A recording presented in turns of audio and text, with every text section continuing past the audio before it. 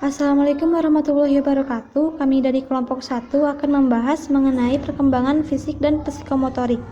Untuk materi yang pertama, mengenai definisi perkembangan fisik dan psikomotorik, akan diuraikan oleh teman saya, Aulia. Sebelumnya, apa itu perkembangan? Perkembangan adalah bertambahnya kemampuan atau skill dalam struktur dan fungsi tubuh yang lebih kompleks dalam pola yang teratur dan dapat diramalkan sebagai hasil dari proses pematangan. Lalu, perkembangan fisik atau perkembangan biologis adalah perubahan struktur tubuh, perubahan otak, hormon, dan perubahan kemampuan fisik. Yang kedua, perkembangan psikomotorik adalah perkembangan yang berkaitan dengan perilaku motorik atau gerakan dan fungsi psikis yang meliputi kognitif, afektif, dan konatif. Pada perkembangan peserta didik, perkembangan fisik motorik memegang peran yang sangat penting sebab proses tumbuh kembang anak akan mempengaruhi kehidupan mereka pada masa mendatang. Kuhlen dan Thomson mengemukakan bahwa perkembangan fisik individu meliputi 4 aspek, yaitu yang pertama, sistem syaraf yang sangat mempengaruhi perkembangan kecerdasan dan emosi. Yang kedua, otot-otot yang mempengaruhi perkembangan kekuatan dan kemampuan motorik. Yang ketiga, kelenjar endokrin yang menyebabkan munculnya pola-pola tingkah laku baru seperti pada usia remaja, berkembang perasaan senang untuk aktif dalam suatu kegiatan yang sebagian anggotanya terdiri dari lawan jenis. Dan yang keempat, struktur fisik atau tubuh yang meliputi tinggi, berat, dan proporsi. Yang selanjutnya, saya akan membahas tentang karakteristik perkembangan psikomotorik. Karakteristik perkembangan psikomotorik juga mengalami perbedaan tiap tahun atau fase perkembangan. Adapun karakteristik perkembangan psikomotorik peserta didik dapat diuraikan sebagai berikut. Yang pertama, ada karakteristik perkembangan psikomotorik pada masa anak usia 3 tahun. Perkembangan motorik pada usia 3 tahun adalah perkembangan motorik kasar, yaitu dengan cara tidak dapat berhenti dan berputar secara tiba-tiba atau secara cepat, dapat melompat 15-24 inci, dapat menaiki anak tangga tanpa bantuan dengan berganti kaki, dapat berjingkrak berlari ke sana kemari, dan ini menunjukkan kebanggaan dan prestasi. Yang kedua, ada karakteristik perkembangan psikomotorik pada masa anak usia 4 tahun. Pada usia 4 tahun, anak masih melakukan hal sama seperti pada umur 3 tahun, tetapi sudah mengambil resiko, seperti jika naik anak tangga dengan menggunakan satu kaki. Pada usia 4 tahun juga koordinasi motorik halus pada anak sudah mulai meningkat. Contohnya, lebih efektif mengontrol gerakan berhenti, memulai, dan berputar, dapat melompat 24-33 inci, dapat menuruni anak tangga, dapat berganti kaki, dapat melakukan jingkrak 4-6 langkah dengan satu kaki. Yang ketiga, ada karakteristik perkembangan psikomotorik pada masa anak usia 5 tahun. Pada usia ini, anak sudah mulai bisa mengkoordinasikan mata yang bagus dengan menggunakan tangan dan anggota tubuh yang lain. Pada usia 5 tahun juga dapat melakukan gerakan start, berputar, atau berhenti secara efektif, dapat melompat 28-36 inci, dapat menuruni tangga tanpa bantuan, berganti kaki, dapat melakukan jingkrak dengan sangat mudah. Yang keempat, ada karakteristik perkembangan psikomotorik pada anak usia 6-12 tahun. Pada masa anak, perkembangan keterampilan dapat diklasifikasikan menjadi 4 kategori. Yang pertama, ada keterampilan menolong diri sendiri. Contohnya, anak dapat makan, mandi, berpakaian sendiri, dan lebih mandiri. Yang kedua, ada keterampilan menolong orang lain. Keterampilan ini berkaitan dengan orang lain. Contohnya seperti membersihkan tempat tidur, membersihkan debu, dan menyapu. Yang ketiga, ada keterampilan sekolah. Mengembangkan berbagai keterampilan yang diperlukan untuk menulis, menggambar, melukis, menari, bernyanyi, dan lain-lain. Yang keempat, ada keterampilan bermain.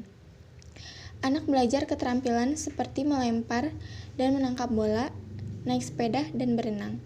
Yang kelima, ada karakteristik perkembangan psikomotorik pada remaja. Keterampilan psikomotorik berkembang sejalan dengan pertumbuhan ukuran tubuh, kemampuan fisik, dan perubahan fisiologi. Pada masa ini, laki-laki mengalami perkembangan psikomotorik yang lebih pesat dibandingkan perempuan. Kemampuan psikomotorik laki-laki cenderung terus meningkat dalam hal kekuatan, kelincahan, dan daya tahan. Secara umum, perkembangan psikomotorik pada perempuan terhenti setelah mengalami menstruasi. Oleh karena itu, kemampuan psikomotorik laki-laki lebih tinggi daripada perempuan. Yang keenam, ada karakteristik perkembangan psikomotorik pada masa dewasa. Pada usia dewasa ini, keterampilan dalam hal tertentu masih dapat ditingkatkan. Puncak dari perkembangan psikomotorik yang terjadi pada masa ini adalah latihan merupakan hal penentu dalam perkembangan psikomotorik. Melalui latihan yang teratur dan terprogram, keterampilan yang maksimal akan dapat ditingkatkan dan dipertahankan. Karakteristik perkembangan psikomotorik juga ditandai dengan peningkatan keterampilan dalam bidang tertentu. Semua sistem gerak dan koordinasi dapat berjalan dengan baik. Sekian dari saya. Selanjutnya, pematerian akan dilanjutkan oleh teman saya. Faktor-faktor yang mempengaruhi perkembangan psikomotorik yang mendukung peningkatan potensi kemampuan psikomotorik peserta didik adalah sebagai berikut. Pertama, faktor kesehatan dan gizi yang baik pada awal kehidupan pasca lahir akan mempercepat perkembangan psikomotorik. Yang kedua, adanya rangsangan, dorongan, dan kesempatan untuk menggerakkan semua bagian tubuh sehingga mempercepat dan melatih perkembangan. 3. Perkembangan psikomotorik anak yang pertama lebih cenderung baik dibanding anak selanjutnya. Hal ini disebabkan adanya peran dan pola asuh yang lebih banyak dari orang tua pada anak pertama. Keempat, memiliki IQ tinggi sehingga mempengaruhi perkembangan. 5. Norma sosial yang positif. 6. Aktivitas positif seperti belajar dan berolahraga. 7. Gen dari orang tua. Gen dari orang tua juga bisa menjadi pendukung dalam upaya meningkatkan kemampuan psikomotorik anak. Apabila orang tua mempunyai pembawaan sifat gen yang unggul, maka perkembangan psikomotorik peserta didik akan lancar, begitupun sebaliknya. 8. Pengaruh lingkungan. Pengaruh lingkungan ini biasa berasal dari keluarga, sekolah, maupun lingkungan bermain. 9. Interior ruang belajar. Menjelaskan bahwa kebiasaan mental dan sikap perilaku seorang dipengaruhi oleh lingkungan fisiknya. Adapun lingkungan fisik tersebut antara lain berupa kondisi fisik hunian atau bangunan, ruang atau interior, beserta segala perabotnya dan sebagainya. Perkembangan fisik dan psikomotorik yang bagus menjadi harapan kita bersama. Bukan hanya peserta didik yang ditekankan bagus perkembangan fisik dan psikomotorik mereka, namun juga guru sendiri tidak boleh lalai menjaga kebugaran dan kesehatannya. Selanjutnya, saya akan menjelaskan faktor yang mempengaruhi perkembangan fisik. Terdapat beberapa faktor yang mempengaruhi perkembangan fisik peserta didik, yaitu 1. Keluarga, meliputi faktor keturunan maupun faktor lingkungan. Faktor keturunan yaitu fisik yang sama dengan salah satu anggota keluarga.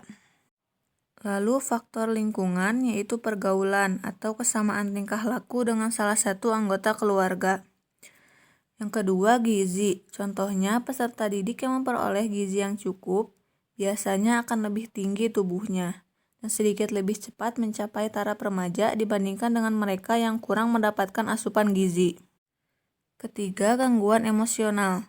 Contohnya, peserta didik yang terlalu sering mengalami gangguan emosional akan menyebabkan terbentuknya steroid adrenal yang berlebihan, dan ini akan membawa akibat berkurangnya pembentukan hormon pertumbuhan kelenjar pituitari.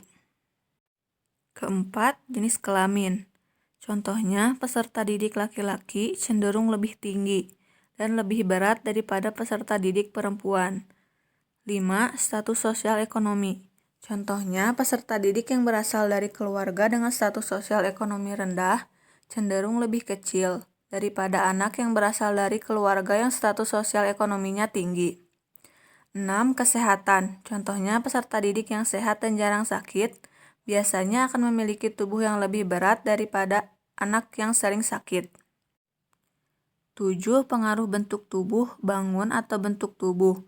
Apakah mesomorf, ektomorf, atau endomorf? Tipe tubuh ini akan mempengaruhi besar kecilnya tubuh peserta didik. Yang pertama ada mesomorf, yaitu bentuk tubuh yang bertulang besar, berotot, bahu lebar, pinggang sempit. Tipe tubuh mesomorf biasanya digambarkan sebagai bentuk tubuh yang atletik dan memiliki bentuk tubuh yang indah. Lalu ektomorf yaitu bentuk tubuh tinggi, leher lamping dan panjang, pergelangan kaki dan tangan kecil, sulit mengembangkan otot-otot kuat. Tipe ektomorf memiliki tampilan yang lebih kurus dan bentuk yang lurus. Lalu endomorf, yaitu bentuk tubuh gemuk, lebar di bagian paha, pinggang dan perut besar, tidak berotot. Tipe endomorf cenderung memiliki tulang yang lebih besar daripada tipe tubuh lainnya. Tipe tubuh endomorf biasanya memiliki muka yang bulat dengan paha dan pinggul yang besar. Lalu yang ke-8, pertumbuhan dan perkembangan sistem syaraf atau nervous system. Pertumbuhan syaraf dan perkembangan kemampuan peserta didik membuat inteligensi atau kecerdasan meningkat dan mendorong timbulnya pola-pola tingkah laku baru. Semakin baik perkembangan kemampuan sistem-sistem syaraf peserta didik, akan semakin baik dan beraneka ragam pula pola-pola tingkah laku yang dimilikinya. Namun uniknya, berbeda dengan organ tubuh lainnya, organ sistem syaraf apabila rusak tak dapat diganti atau tumbuh lagi. 9. Pertumbuhan otot-otot. Peningkatan tonus atau tegangan otot peserta didik dapat menimbulkan perubahan dan peningkatan aneka ragam kemampuan dan kekuatan jasmaninya. Perubahan ini tampak sangat jelas pada peserta didik yang sehat dari tahun ke tahun, dengan semakin banyaknya keterlibatannya dalam permainan yang bermacam-macam atau dalam membuat kerajinan tangan yang semakin meningkat kualitas dan kuantitasnya dari masa ke masa. Peningkatan dan pengembangan keterampilan tersebut tergantung pada kualitas pusat sistem syaraf dalam otaknya. 10.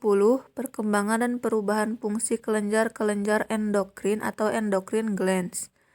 Berubahnya fungsi kelenjar-kelenjar endokrin seperti adrenal atau kelenjar endokrin yang meliputi bagian atas ginjal dan memproduksi bermacam-macam hormon termasuk hormon seks, dan kelenjar pituitari yaitu kelenjar di bawah bagian otak yang memproduksi dan mengatur berbagai hormon termasuk hormon pengembangan indung, telur, dan sperma. Juga menimbulkan pola-pola baru tingkah laku peserta didik ketika menginjak remaja. Perubahan fungsi kelenjar-kelenjar endokrin akan mengakibatkan berubahnya pola sikap dan tingkah laku peserta didik terhadap lawan jenisnya. Perubahan ini dapat berupa seringnya melakukan kerjasama dalam belajar atau berolahraga, berubahnya gaya dandanan atau penampilan, dan lain-lain. Perubahan pola perilaku yang bermaksud menarik perhatian lawan jenis. Dalam hal ini, orang tua dan guru bersikap antisipatif terhadap kemungkinan terjadinya penyimpangan-penyimpangan perilaku seksual yang tidak dikehendaki demi kelangsungan perkembangan para peserta didik remaja yang menjadi tanggung jawabnya. 11. Perubahan struktur jasmani. Semakin meningkat usia peserta didik, akan semakin meningkat pula ukuran tinggi dan bobot serta proporsi atau perbandingan bagian tubuh pada umumnya. Perubahan jasmani ini akan banyak berpengaruh terhadap perkembangan kemampuan dan kecakapan motor skill anak. Pengaruh perubahan fisik peserta didik juga tampak pada sikap dan perilakunya terhadap orang lain, karena perubahan fisik itu sendiri merupakan konsep diri atau self-konsep seperti peserta didik tersebut. Dalam hal ini dapat dikatakan bahwa perkembangan fisik peserta didik lebih memiliki signifikasi daripada usia kronologisnya sendiri. Timbulnya kesadaran peserta didik yang berbadan terlalu besar dan tinggi atau terlalu kecil dan rendah jika dibandingkan dengan teman-teman sekelasnya mungkin sekali akan mempengaruhi pola sikap dan perilakunya, baik ketika berada di dalam kelas maupun di luar kelas. Sikap dan perilaku yang berbeda ini bersumber dari positif atau negatifnya konsep diri yang dimiliki. Faktor penghambat perkembangan psikomotorik anak.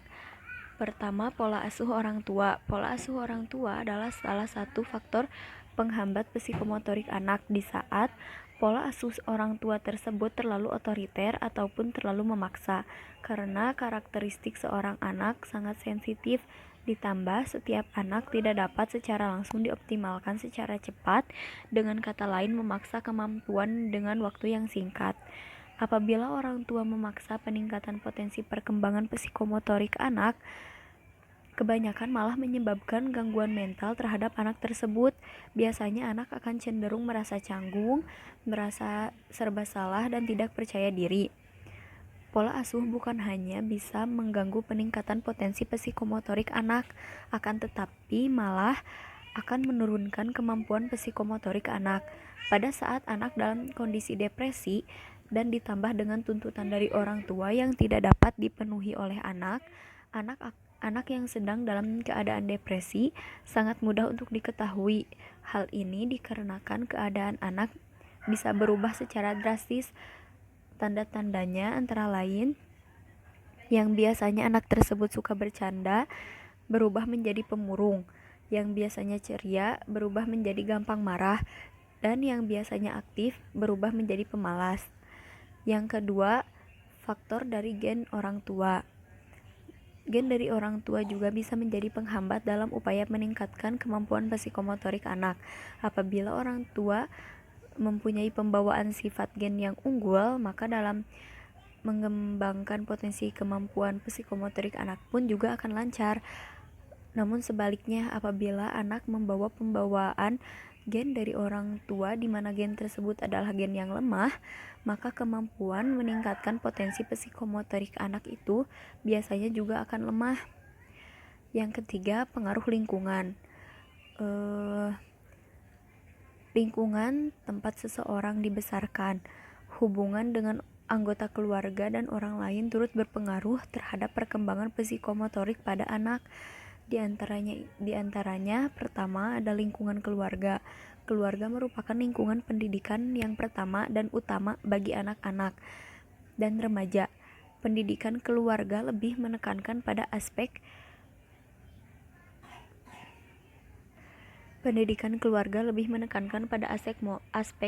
moral atau pembentukan kepribadian daripada pendidikan untuk menguasai ilmu pengetahuan. Yang kedua ada dari lingkungan sekolah. Sekolah merupakan lingkungan artifisial yang sengaja diciptakan untuk membina anak-anak ke arah tujuan, khususnya untuk memberikan kemampuan dan keterampilan sebagai bekal kehidupannya kemudian hari. Yang ketiga ada lingkungan bermain. Bermain bagi anak adalah kegiatan yang serius tetapi menyenangkan. Melalui bermain, semua aspek perkembangan anak dapat ditingkatkan. Dengan bermain secara bebas, anak dapat berekspresi dan bereksplorasi untuk memperkuat hal-hal yang sudah diketahui dan menemukan hal-hal yang baru. Yang terakhir ada faktor interior ruang belajar mempengaruhi peningkatan potensi psikomotorik anak. Fraser dalam Lawrence menjelaskan bahwa kebiasaan mental dan sikap perilaku seseorang dipengaruhi oleh lingkungan fisiknya. Adapun lingkungan fisik tersebut antara lain berupa kondisi fisik, hunian atau bangunan, ruang atau interior, beserta segala perabotnya, dan sebagainya. Jika bangunan itu memiliki ruang-ruang yang sangat nyaman untuk dihuni dan untuk beraktivitas di dalamnya, maka dapat mempengaruhi pembentukan dan perkembangan perilaku manusia. Juga sebaliknya, jika bangunan itu memiliki ruang-ruang yang tidak nyaman, akan sangat mempengaruhi perkembangan psikomotorik pada anak. Ya, saya akan menjelaskan tentang faktor penghambat perkembangan anak. Faktor yang menghambat tumbuh kembang anak itu dibagi menjadi 4. Yang pertama ada penyakit, kedua kurang gizi, yang ketiga kebersihan yang buruk, dan yang keempat perilaku orang tua. Nah, proses tumbuh kembang sangat terkait dengan faktor kesehatan. Dengan kata lain, hanya pada anak yang sehat dapat diharapkan terjadi proses tumbuh kembang yang optimal. Meskipun proses tumbuh kembang anak berlangsung secara alamiah.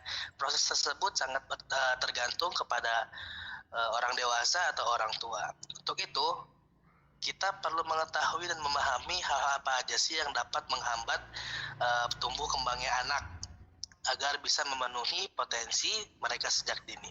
Yang pertama, penyakit. Penyakit selama masa pertumbuhan dapat mencegah anak mencapai potensi fisik secara tinggi seperti tinggi badan, berat badan, hingga kematangan seksual yang normal.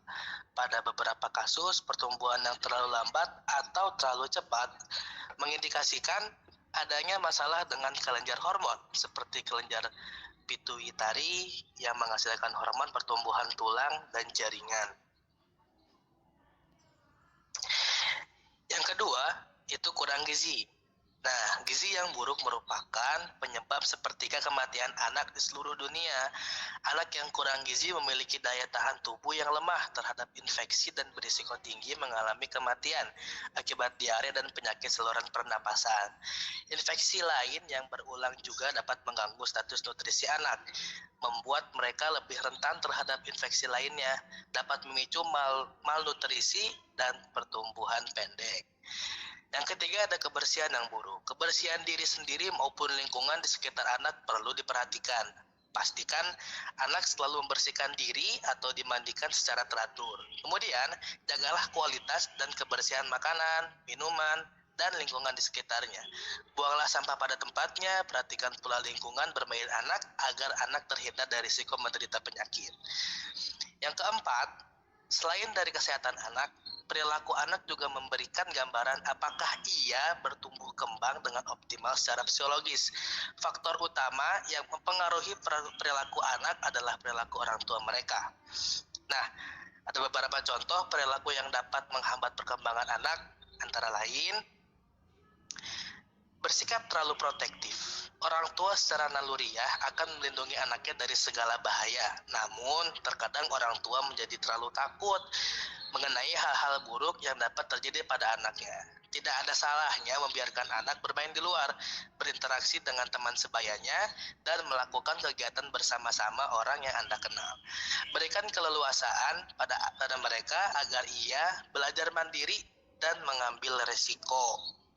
Namun tetap lakukan dalam pengawasan Anda. Nah, hal ini penting agar ia memiliki kematangan emosional yang cukup dan rasa percaya diri.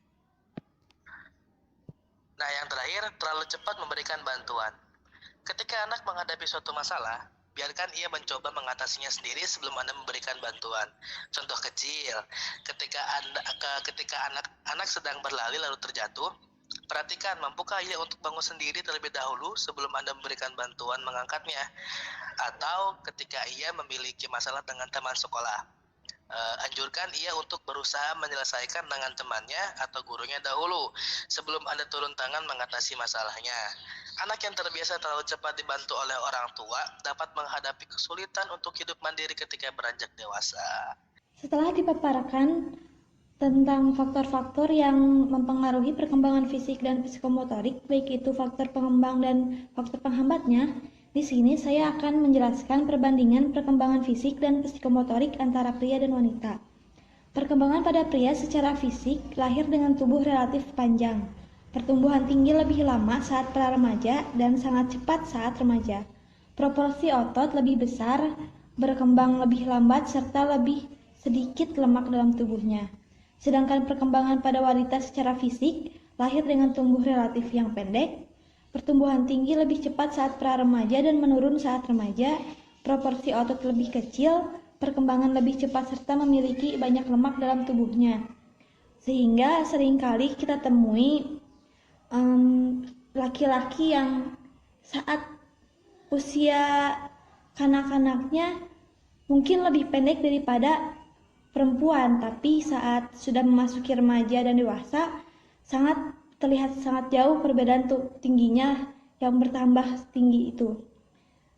Adapun menurut Mus yang dikutip oleh Sarlito Wirawan, urutan perubahan-perubahan fisik pada anak perempuan yaitu yang pertama pertumbuhan tulang, yang kedua pertumbuhan payudara, yang ketiga tumbuh bulu halus berwarna gelap di tangan dan kaki, Yang keempat, bulu kemaluan menjadi keriting. Yang kelima, menstruasi atau haid. Yang keenam, tumbuh bulu-bulu ketiak. Yang ketujuh, mencapai pertumbuhan ketinggian badan maksimal setiap tahunnya. Sedangkan urutan perubahan-perubahan fisik pada anak laki-laki yaitu yang pertama, pertumbuhan tulang-tulang. Yang kedua, testis atau buah pelir membesar. Yang ketiga, tumbuh bulu berwarna gelap pada kemaluan. Yang keempat, awal perubahan nada suara. Yang kelima, ejakulasi. Yang keenam, bulu kemaluan menjadi keriting. Yang ketujuh, pertumbuhan tinggi badan mencapai tingkat maksimal setiap tahunnya. Yang kedelapan, tumbuh rambut-rambut halus di wajah. Yang kesembilan, tumbuh bulu ketiak. Yang kesepuluh, akhir perubahan suara. Yang kesebelas, rambut-rambut di wajah bertambah tebal dan gelap. Dan yang ke-12, tumbuh bulu-bulu di dada dan kaki. Dari pemaparan tersebut dapat kita lihat bahwa tahapan-tahapan perubahan fisik pada perempuan lebih sedikit daripada perubahan fisik daripada laki-laki.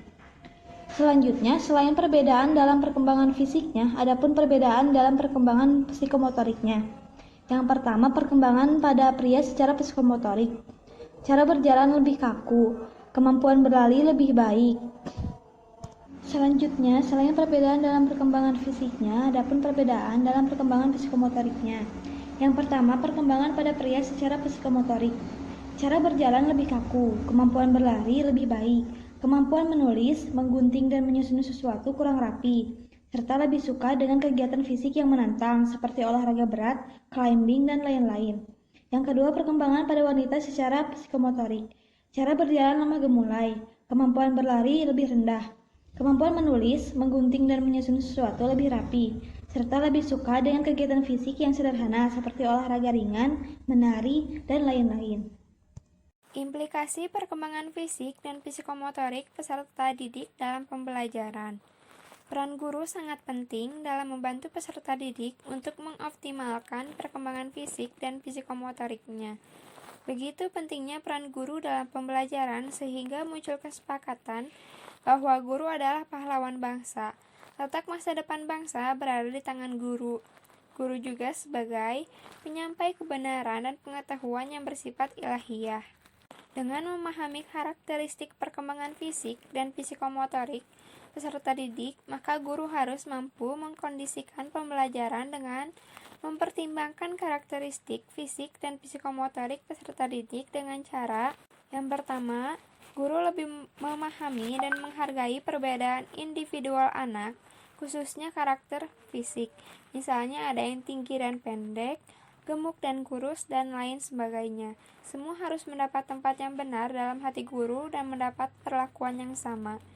Yang kedua, orang tua dan peserta didik harus selalu diingatkan tentang pentingnya makanan bergizi untuk pertumbuhan fisik peserta didik, khususnya makanan 4 sehat 5 sempurna, bukan makanan yang dibeli siap saji.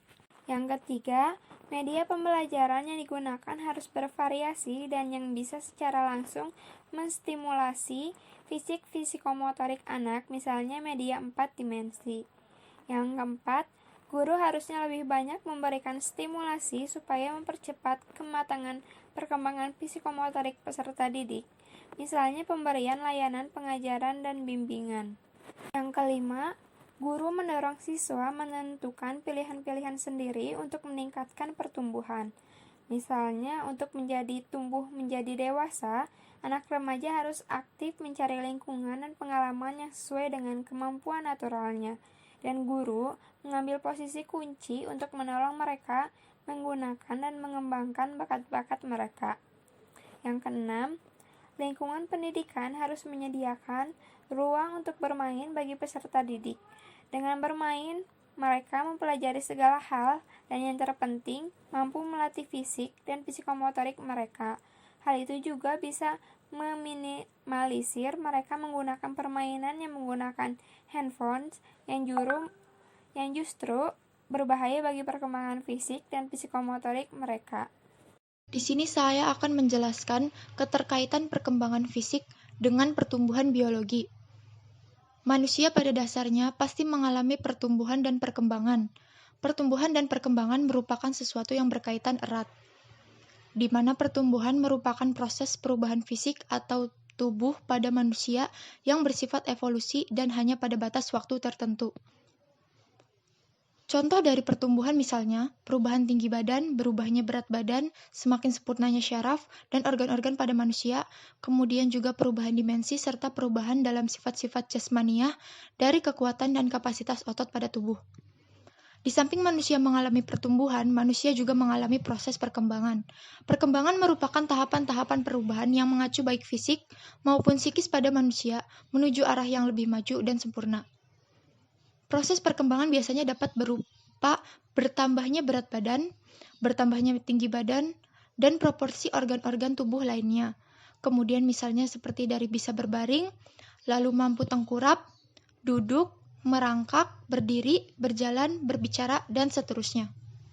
Kemudian ada beberapa perkembangan pada manusia seperti yang pertama ada perkembangan fisik, di mana perkembangan fisik pada manusia dapat mencakup pertumbuhan biologis, misalnya pertumbuhan otot, otak, tulang, serta penuaan dengan berkurangnya ketajaman pandangan mata dan berkurangnya kekuatan-kekuatan otot. Kemudian yang kedua ada perkembangan kognitif, di mana perkembangan kognitif pada manusia mencakup perubahan-perubahan dalam berpikir, kemampuan berbahasa yang terjadi melalui proses belajar.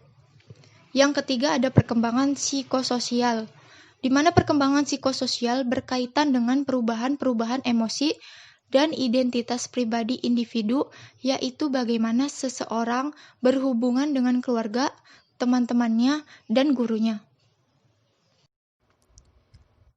Problematika perkembangan fisik dan psikomotorik peserta didik. Masalah yang sering timbul dalam pertumbuhan dan perkembangan peserta didik, salah satunya adalah gangguan pertumbuhan fisik dan perkembangan motorik anak. Ciri-ciri gangguan fisik dan motorik pada anak usia sekolah dasar yaitu mengalami kelainan atau cacat yang ada pada alat gerak seperti tulang, otot, dan sendi. Menurut Syamsu Yusuf, kekurangan gizi pada ibu hamil adalah salah satu penyebab dari gangguan perkembangan fisik dan motorik anak. Down syndrome merupakan salah satu gangguan yang menyerang perkembangan fisik dan motorik anak. Anak yang mengalami Down syndrome biasanya kurang bisa mengkoordinasikan antara motorik kasar dan motorik halus. Problematika perkembangan fisik dan motorik yang juga sering terjadi adalah permasalahan psikis seperti ketakutan, agresif, kecemasan, dan pemalu. Sekian pembahasan dari kami mengenai perkembangan fisik dan psikomotorik. Terima kasih atas perhatiannya. Wassalamualaikum warahmatullahi wabarakatuh.